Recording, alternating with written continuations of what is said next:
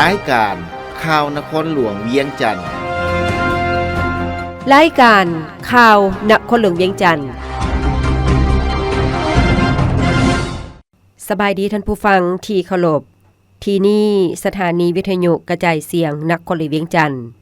รายการข่าวนครหลวงเวียงจันทน์ประจำวันจันทร์วันที่16มิถุนายน2025มีข่าวที่สำคัญต่างๆมานำเสนอต่อบรรดาท่านต่อไปเส้นทางฟังรายละเอียดสภาเสนอรัฐบาลเล็งแก้ไขหลายปัญหาสุกยู่ให้เศรษฐกิจเข้มแข็งสภาแห่งชาติเสนอให้รัฐบาลก็คือแขนงการเกี่ยวข้องเล็งแก้ไขหลายปัญหาสำคัญที่ยังจะตั้งปฏิบัติบ่ได้เท่าที่ควรโดยเฉพาะการจะตั้งปฏิบัติแผนพัฒนาเศรษฐกิจสังคมที่ยังพบความยุ่งยากบางด้านการจะตั้งปฏิบัติเวียกการจำนวนหนึ่งบ่สามารถบรรลุคาดหมายที่สภาแห่งชาติรับรองเป็นต้นการเติบโตของบางแขนงเศรษฐกิจการปฏิบัติรายจ่ายงบประมาณการปฏิบัตินโยบายการผลิตสินค้าทดแทนการนำเข้ายังบ่ทันเป็นขบวนการแข็งแรงคาดหมายสู่สนจำนวนหนึ่งในคงเขตวัฒนธรรมสังคมและการลดล้างความทุกข์ยากบ่สามารถบรรลุได้ตามแผนและอื่นๆเพื่อหาประกันเฮ็ดให้การจะตั้งปฏิบัติแผนพัฒนาเศรษฐกิจสังคมแผนงบประมาณแห่งรัฐแผนเงินตราระยะ6เดือนต้นปี2025และแผนเวียกจุดสุม6เดือนท้ายปี2025ได้รับผลสำเร็จและบรรลุตามคาดหมายท่านไสสมพรพรหมิหารประธานสภาแห่งชาติได้มีคำเห็นในกองประชุมสมัยสามัญเทื่อที่9ของสภาแห่งชาติสุดที่9วันที่11มิถุนายน2025ที่ผ่านมาโดยเสนอให้รัฐบาลเล็งแก้ไขหลายปัญหาสำคัญติดพันกับแต่ละแขนงการถึงว่าการเติบโตด้านเศรษฐกิจ6เดือนต้นปีสามารถปฏิบัติได้ 4.5 ส่วนห้อยและอัตราเงินเฟ้อมีท่าเอียงลดลงแต่การดำรงชีวิตของพนักงานทหารตำรวจและประชาชนยังพบความยุ่งยากฝืดเคืองราคาสินค้าราคาไฟฟ้านับมือสูงขึ้นซึ่งส่งผลกระทบต่อแนวคิดจิตใจความบุกบืนห่าวหันในการปฏิบัติหน้าที่เวียกงานถ้าแก่ยาวจะเฮ็ดให้ระบบกงจักรรัฐขาดความเข้มแข็งจึงเสนอให้รัฐบาลค้นคว้าซอกหาวิธีการแก้ไขพร้อมทั้งเอาใจใส่เก็บรายรับของงบประมาณให้สมคู่กับการขยายตัวของรวมยอดผลิตภัณฑ์ภายในระดับ 4.5 ส่วนห้อยให้ได้ประมาณ 12 ส่วนห้อย50 ส่วนห้อยขึ้นไปต่อ GDP ด้วยการเก็บรายรับที่อยู่ให้ครบถ้วนตามกฎหมายและสัญญาการลงทุนการเซาสัมปทานเป็นต้นภาษีอากรขายวัตถุดิบด้านแร่ธาตุรายรับบริษัทรัฐวิสาหกิจค่าเช่าที่ดินการท่องเที่ยวการค่าดิจิตอลและค่าบริการอื่นๆเสนอให้รัฐบาลสุ่มทุนหอนใส่การผลิตการดึงดูดการลงทุนของภาคเอกชนเข้าใส่การผลิตกสิกรรมที่ยังบ่เข้มแข็งและบ่ทันสามารถตอบสนองต่อความต้องการตัวจริงโดยเฉพาะการส่งเสริมด้านฝุ่นปุ๋ยและอาหารสัตว์ยังบ่มีการนำเข้าเป็นจำนวนหลายเฮ็ดให้ต้นทุนการผลิตสูงเสนอให้รัฐบาลเอาใจใส่ส่งเสริมการจัดตั้งการผลิตเป็นต้นสหกรณ์เกษตรกลุ่มผลิตขนาดน้อยขนาดกลางตามกฎหมายเพื่อสร้างความเข้มแข็งให้ชาวเกษตรกรยู่แห่งการผลิตกสิกรรมให้หลายขึ้นโดยการเพิ่มทวียกระดับเทคนิควิชาการเทคโนโลยีและหันเป็นทันสมัยเพื่อยกระดับผลผลิตให้สูงขึ้นกว่าเก่าและสร้างให้มีโครงการตัวแบบการผลิตเพื่อทดแทนการนำเข้าและเป็นสินค้าส่งออกให้มีความเข้มแข็งสุ่มใส่จัดสรรเขตปลูกเขตเลี้ยงให้ชัดเจนและมีมาตรการจำกัดการนำเข้าสินค้าที่สามารถผลิตได้ภายในอย่างเข้มงวดปรับปรุงและกระเกียมความพร้อมด้านชลประทานรับใช้การผลิตฤดูแล้งได้ตามคาดหมายควรมีการตีราคาประเมินการจัดสรรเขตปลูกเลี้ยงและมีทิศทางจัดสรรคืนให้เหมาะสมให้รัฐบาลฮิบฮ้อนกำหนดรายการสินค้าที่ผลิตได้อยู่ภายในเพื่อทดแทนการนำเข้าและเพิ่มทวีการจะตั้งปฏิบัติมาตรการจำกัด การนำเข้าสินค้าฟุ่มเฟือยสุกยู่ส่งเสริมจุลวิสาหกิจขนาดน้อยกลาง ในการเข้าถึงสินเชื่อของธนาคารธุรกิจให้หลายขึ้นเพื่อสุขยุการผลิตของประชาชนให้หลายขึ้นเสนอให้รัฐบาลฮิบฮ้อนซ่อมแปลงและฟื้นฟูบรรดาเส้นทางที่เปเพนักเป็นต้นเส้นทางเลขที่13เหนือและเส้นทางเขตภาคเหนือให้สามารถสัญจรไปมาได้อย่างปกติและติดตามกฎการก่อสร้างเส้นทางให้มีคุณภาพการคุ้มครองน้ำหนักรถบรรทุกสินค้าเห็นว่ามีความจำเป็นต้องได้เอาใจใส่ด้วยการตั้งสถานีสิ่งสั่งน้ำหนักมีมาตรการที่เข้มงวดและเด็ดขาดต่อปัญหาน้ำหนักเกินกว่าที่นิติกรรมกำหนดไว้เนื่องจากเป็นปัญหาสร้างความเสียหายต่อหนทางพร้อมนี้ก็เสนอให้แบ่งรายหับที่ได้จากค่าปรับใหม่บรรทุกน้ำหนักเกินในท้องถิ่นเพื่อนำมาซ่อมแปลงเส้นทางที่เปเพให้รัฐบาลพิจารณาค้นเครือคืนเกี่ยวกับการกำหนดนโยบายและโครงสร้างราคาไฟฟ้าที่นำใช้ในปัจจุบันมีราคาสูงเกินไปเฮ็ดให้มีผลกระทบต่อชีวิตการเป็นอยู่ของประชาชนและการผลิตในภาคเกษตรกรรมและอุตสาหกรรมของหัวหน่วยธุรกิจขนาดน้อยขนาดกลางเพื่อส่งเสริมการผลิตภายในและรักษาบ่ให้ธุรกิจโรงจักรโรงงานต่างๆปิดตัวลงรัฐบาลโจะการพิจารณาโครงการแห่ธาตุใหม่ทุกประเภทแห่โลหะแห่อะโลหะและแห่หินทุกชนิดที่บ่แม่นหินทับไส้ในการก่อสร้างสุ่มใส่ติดตามกวดกาและประเมินโครงการที่ได้รับอนุญาตระยะผ่านมาโครงการมีความคืบหน้าช้าบ่ปฏิบัติตามสัญญาส่งผลกระทบด้านลบต่อสิ่งแวดล้อมสังคมและธรรมชาติต้องนำใช้มาตรการตามกฎหมายกำหนดอย่างเด็ดขาดกวดกาคืนกลไกการจัดเก็บรายหับจากโครงการพัฒนาด้านแห่ธาตุเข้างบประมาณแห่งรัฐเนื่องจากว่าระยะผ่านมาได้มีการอนุญาตให้จะตั้งปฏิบัติหลายโครงการแต่การเก็บพันธะเข้างบประมาณของรัฐจำนวนหนึ่งยังบ่ทันปฏิบัติได้ตามกฎหมายและให้รัฐบาลเพิ่มทวีความเอาใจใส่แก้ไขปัญหาการปะละการเรียนคุณภาพการศึกษาให้สามารถตอบสนองความต้องการของเวียกงานในระยะใหม่คนครัวการจัดสรรงบประมาณให้คงเขตการศึกษาสาธารณสุขให้สมคู่กับความสำคัญของเวียกการให้บริการด้านสาธารณสุขแก่ประชาชนมีคุณภาพสูงขึ้นเติมเพิ่มทวีความเข้มงวดตามกฎหมายต่อการคุ้มครองห้านบันเทิงห้านเสริมความงามที่ติดพันกับการเฮ็ดศัลยกรรมซึ่งมีความเสี่ยงต่อสุขภาพและอื่นๆหาลือซอกให้เห็นปัญหาสิ่งท้าทายที่กีดขวางการปฏิบัติเวียกงานคณะกรรมาธิการแห่งชาติเพื่อความก้าวหน้าของแม่หญิงแม่และเด็กกองประชุมครบคณะเปิดกว้างคณะกรรมาธิการแห่งชาติเพื่อความก้าวหน้าของแม่หญิงแม่และเด็กประจำปี 2024 จัดขึ้นวันที่ 13 มิถุนายน 2025 อยู่โรงแรมลาวพาซาโดยเป็นประธานของทานกิแก้วไขคำพิทูลรองนายกรัฐมนตรีประธานคณะกรรมาธิการแห่งชาติเพื่อความก้าวหน้าของแม่หญิงแม่และเด็กมีท่านนางอาลีวงศ์นอบุญธรรมประธานศูนย์กลางสหพันธ์แม่หญิงลาวรองประธานคณะกรรมาธิการแห่งชาติเพื่อความก้าวหน้าของแม่หญิงแม่และเด็กผู้ประจำการพร้อมด้วยภาคส่วนที่เกี่ยวข้องเข้าร่วมท่านกิแก้วไขคำพิทูลกล่าวว่าคณะกรรมาธิการแห่งชาติเพื่อความก้าวหน้าของแม่หญิงแม่และเด็กเป็นเสนาธิการให้รัฐบาลในการจัดตั้งปฏิบัติการส่งเสริมความก้าวหน้าของแม่หญิงความเสมอภาพหญิงชายการลบล้างความรุนแรงต่อแม่หญิงความรุนแรงต่อเด็กการส่งเสริมและปกป้องสิทธิเด็กกำลังสุ่มใส่การสรุปตีราคาการจัดตั้งปฏิบัติแผนดำเนินงานแห่งชาติระยะปี 2021 หา 2025 ไปเคียงคู่กับการสร้างแผนระยะใหม่ปี 2026 หา 2030 ซึ่งปี 2024 เป็นปีที่พวกเฮาเผชิญกับสิ่งท้าทายหลายด้านเป็นต้นด้านเศรษฐกิจภัยธรรมชาติซึ่งส่งผลกระทบต่อชีวิตการเป็นอยู่ของประชาชน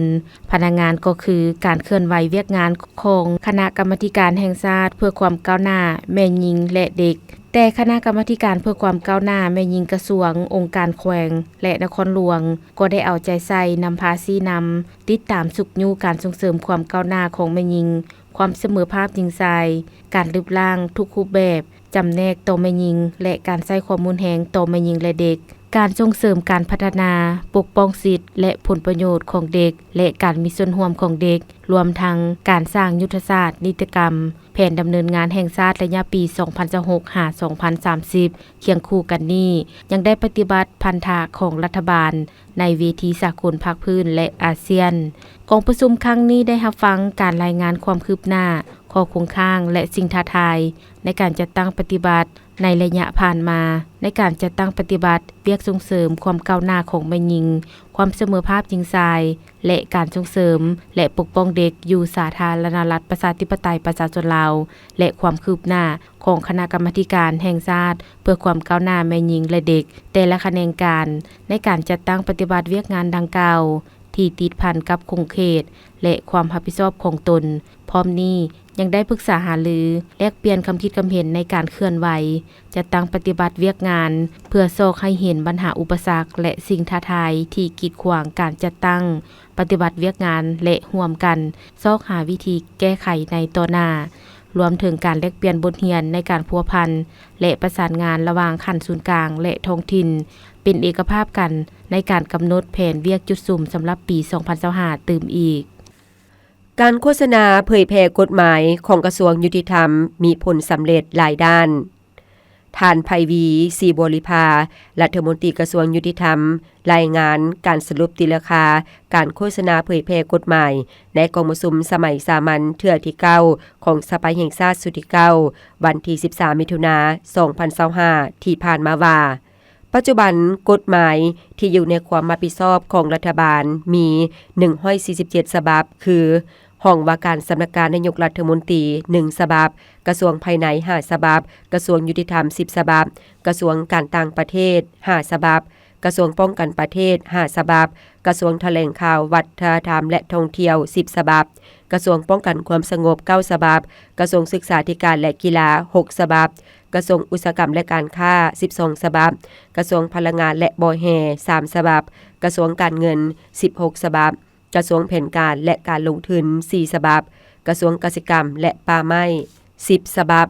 กระทรวงทรัพยากรธรรมชาติและสิ่งแวดล้อม5ฉบับกระทรวงสาธารณสุข13ฉบับกระทรวงโยธาธิการและขนส่ง11ฉบับกระทรวงเทคโนโลยีและการสื่อสาร10ฉบับกระทรวงแรงงานและสวัสดิการสังคม6ฉบับธนาคารแห่งสาธารณรัฐประชาธิปไตยประชาชนลาว6ฉบับใน147กฎหมายได้โฆษณาเผยแพร่แล้ว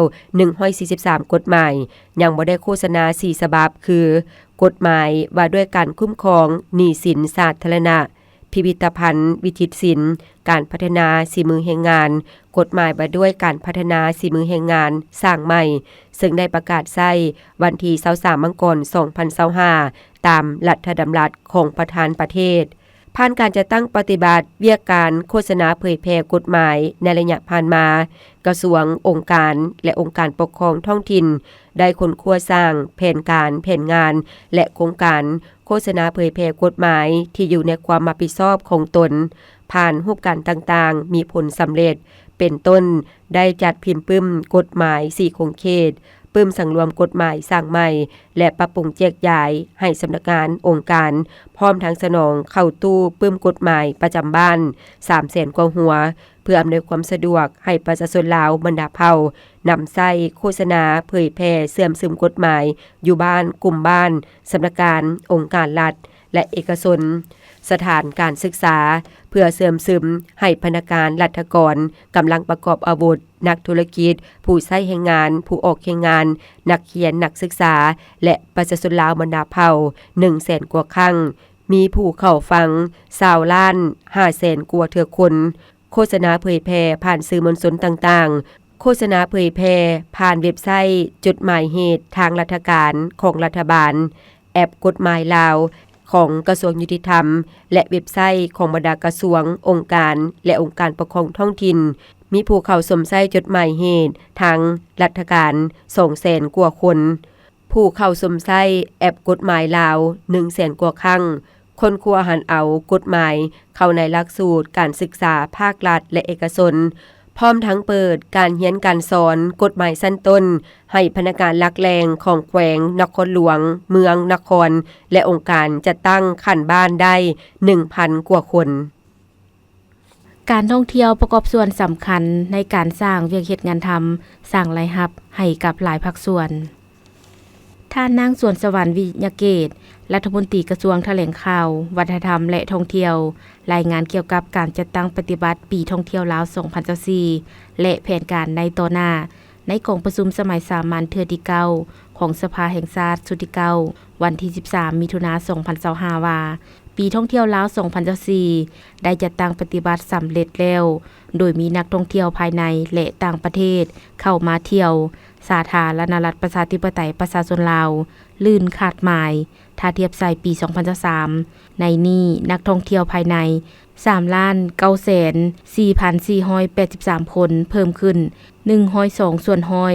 สามารถกระจายรายรับจากการท่องเที่ยวได้632.526.24 โดลลาร์สหรัฐนักท่องเที่ยวสากล 4,120,832 คนเพิ่มขึ้น21ส่วนห้อยสามารถกระจายรายรับได้ 1.13 ตื้อกว่าโดลลาร์สหรัฐซึ่งรายรับดังกล่าวแม่นรายรับที่กระจายไปยังภาครัฐและผู้ประกอบการทุกขนาดที่ติดพันกับการท่องเที่ยวสำหรับ3เดือนต้นปี 2025 เดือนมังกรหาเดือนมีนามีนักท่องเที่ยวต่างประเทศเข้ามาเที่ยวลาว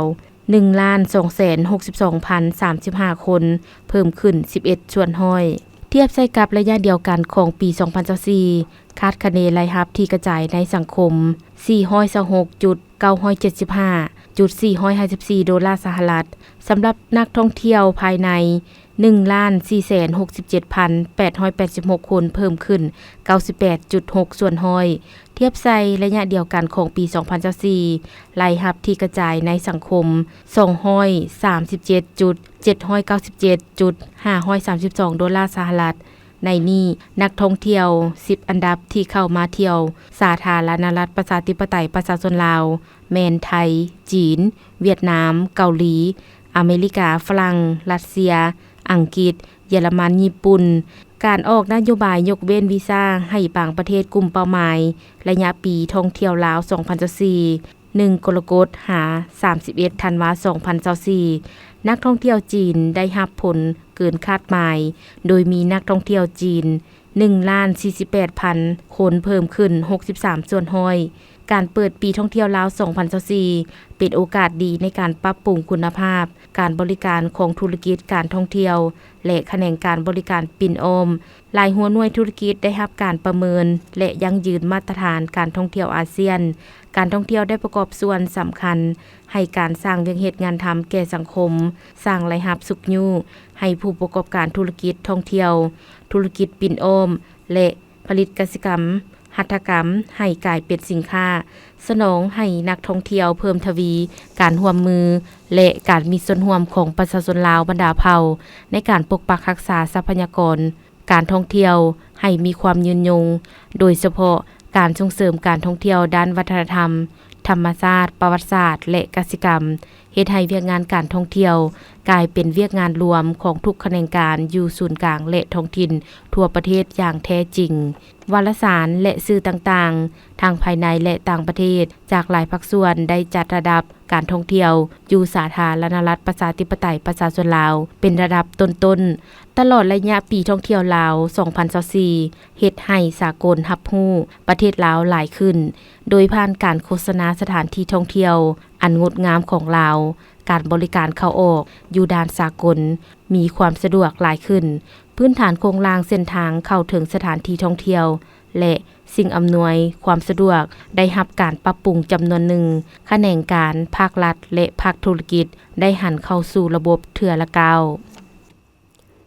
จะใช้เวลา7วันตัดง่าไม้ถนนเศรษฐาธิราชเพื่อความปลอดภัยของผู้ขับขี่แผนกโยธาธิการและขนส่งนครหลวงเวียงจันทน์ได้ออกแจ้งการเพื่อการปิดการสัญจรชั่วคราวถนนเศรษฐาธิราชเริ่มแต่4แยกวัดอินแปงฮอด3แยกไฟแดงสำหรับการประธานประเทศระยะทาง980เมตรซึ่งกำหนดเวลา7วันโดยเริ่มแต่วันที่13มิถุนายนไปจนฮอดวันที่19มิถุนายน2025ซึ่งจะปิดตอนเช้าเวลา 8:30 52 โมงและตอนบ่าย 13:30 56:30 เนื่องจากเส้นทางดังกล่าวแม้นมีการก่อสร้างและขยายหน้าทางเฮ็ดให้มีการแตะต้องต้นไม้ใหญ่อยู่แคมทางซึ่งเป็นต้นไม้ที่มีอายุหลาย10ปีขนาดใหญ่สุดอาจจะมีความเสี่ยงล่มในระยะฤดูฝนดังนั้นเพื่อป้องกันความปลอดภัยและอุบัติเหตุทางโครงการจำเป็นต้องได้มีการตัดหอนกิ่งงาไม้ดังนั้นคณะรับผิดชอบโครงการขนส่งยืนยงในตัวเมืองนครหลวงเวียงจันทน์พร้อมด้วยคณะทีมงานผู้สนุนเงินทุนก็คือธนาคารพัฒนาอาซีจึงได้ลงติดตามเบิ่งตัวจริงในการจัดตั้งปฏิบัติเวียกการที่เป็นแผนงานนอนอยู่ในหน้าเวียกของโครงการในตอนเช้าของวันที่13มิถุนายน2025ที่ผ่านมาอยู่ถนนเศรษฐาธิราชโดยมีทีมงานเริ่มปฏิบัติการตัดหอนกิ่งไม้งาไม้และจะตกแต่งต้นไม้ให้สวยงามโดยจะฮิพรปฏิบัติให้สำเร็จตามแผนเพื่อให้ในการสัญจรในเส้นทางดังกล่าวเป็นปกติโดยใบท่านอาจารย์ดวงตาบัวพะวงศ์ห้องภาควิชาเศรษฐกิจและเทคโนโลยีปรุงแต่งไม้คณะป่าไม้มหาวิทยาลัยแห่งชาติทั้งเป็นผู้รับผิดชอบในการตัดหอนงาไม้กิ่งไม้ตกแต่งต้นไม้ในโครงการครั้งนี้ได้กล่าวบางตอนว่าเหตุผลในการตัดนั้นจะมีประมาณอยู่4เหตุผลเนาะเหตุผลที่1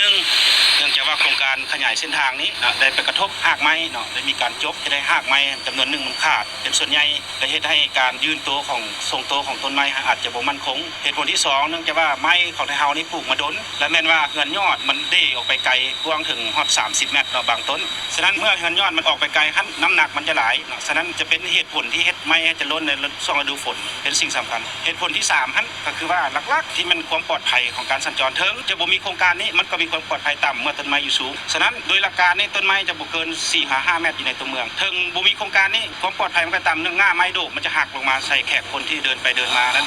เป็นเหตุผลที่3เหตุผลที่4ที่พวกเราจำเป็นต้องได้ตัดเพื่อเฮ็ดให้ตัวเมืองนี้มันสวยงามเนาะตัดให้มันถูกเทคนิคในวิธีการเนาะเฮาก็ได้คัดเลือกบริษัทที่ว่าเข้ากับมาตรฐานสากลที่มาเฮ็ดเนาะท่านอาจารย์ดวงตาบัวพะวงศ์ยังได้กล่าวว่า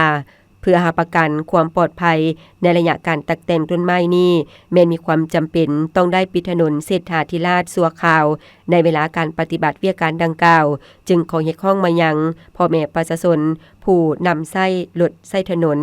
ให้หลีกเลี่ยงไปนำไส้เส้นทางอื่นก่อนเพื่อช่วยในการปฏิบัติเวียกการมีผลสำเร็จโดยไวซึ่งทางผู้ให้ทุนและเจ้าของโครงการได้ศึกษาและประเมินความเสี่ยงพร้อมทั้งกำหนดมาตรการในการป้องกันและปกปักรักษาต้นไม้เหล่านี้โดยจะได้มีการตัดแต่งบำรุงรักษาต้นไม้และปกปักรักษาต้นไม้ที่มีคุณค่าทางด้านประวัติศาสตร์และสิ่งแวดล้อมตัวเมืองให้มีความยืนยงทั้งรับประกันให้มีความสวยงามและมีความปลอดภัยต่อชุมชนและผู้นำไส้รถไส้ถนน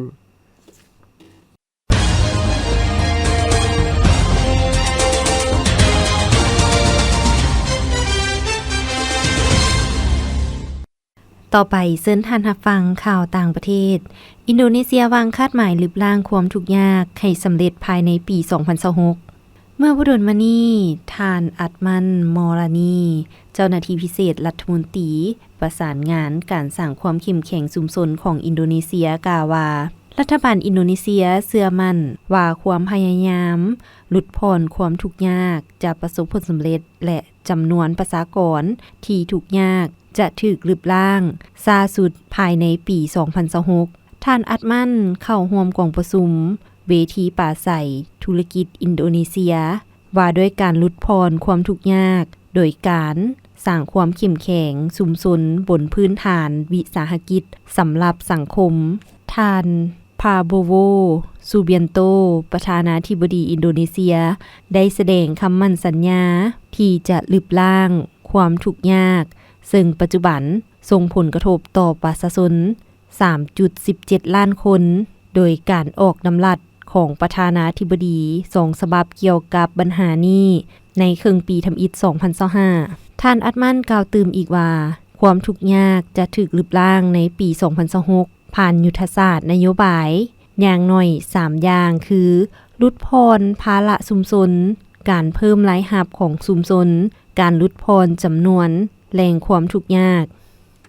คำกลายเป็นคลังสำรองทรัพย์สินสำรองใหญ่อันดับ2ของโลก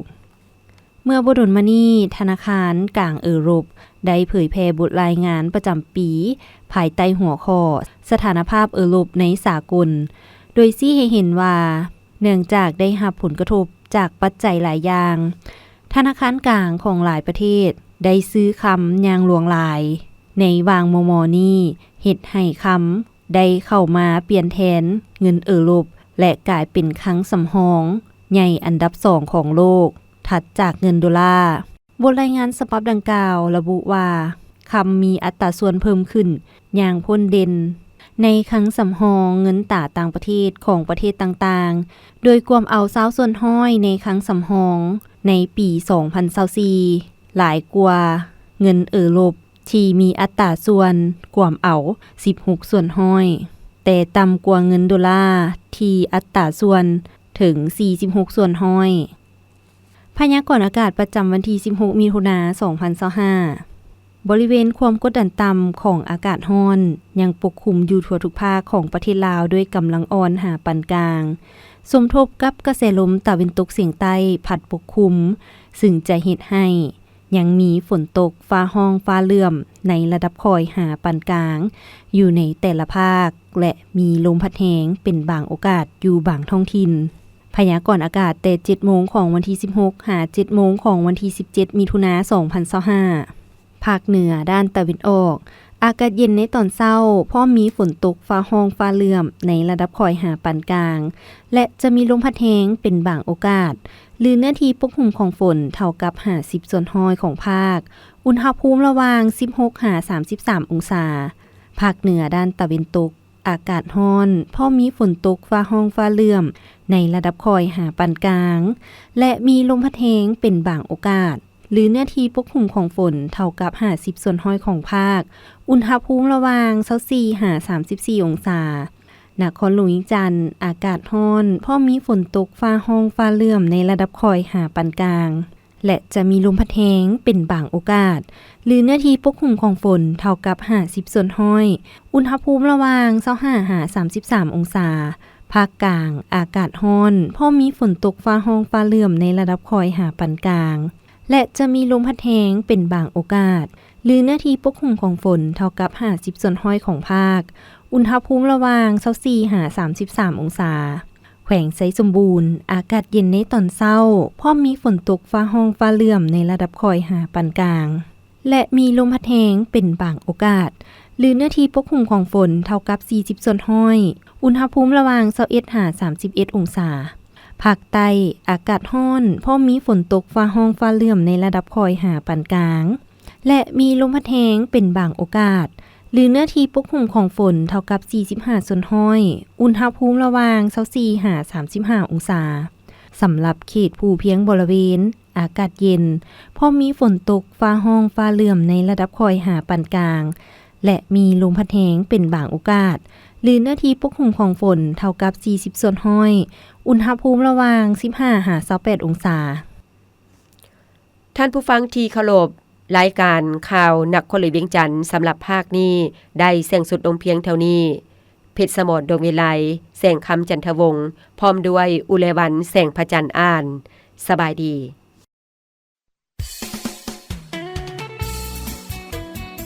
นางเอ้ยนาง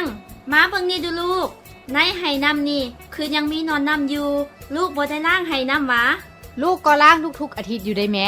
ล้างทุกๆอาทิตย์มันคือยังมีนอนน้ำอยู่ซันเมนลูกล้างจังไดกะสิล้างจังไดกระทอกน้ำเก่าทิ่มแล้วเปิดน้ำใหม่ใส่รถแหละแล้วก็ปิดฝาไว้กระเท่าหั่นล่ะเนาะบ่ได้แนวนั้นน่ะการเปลี่ยนน้ำแต่ละครั้งลูกต้องล้างพัดถูทางในพร้อมเอากับพร้าวใยหมักบวบหรือผ้าขาดที่แม่เฮ็ดไว้หั่นนามาถูด้านในของไหเพื่อบ่ให้มีไข่ยุงลายติดอยู่ด้านในของไหได้โอ้ล้างคักปานนั้นพุ่นว่ะคันสั้นลูกสิล้างใหม่ดอกแม่นแล้วการพัดถูด้านในของภาชนะเก็บน้ำก็เพื่อรับประกันบ่ให้มีไข่ยุงลายหลงเหลืออยู่เพราะถ้ายังมีไข่ค้างอยู่เวลาไข่ถึกน้ำมันก็จะกลายเป็นหนอนน้ำและกลายเป็นยุงลายบ่มีหนอนน้ำบ่มียุงลายบ่มีไข่ยุงลายด้วยความห่วงใยจากศูนย์ข่าวสารการแพทย์สุขศึกษากระทรวงสาธารณสุข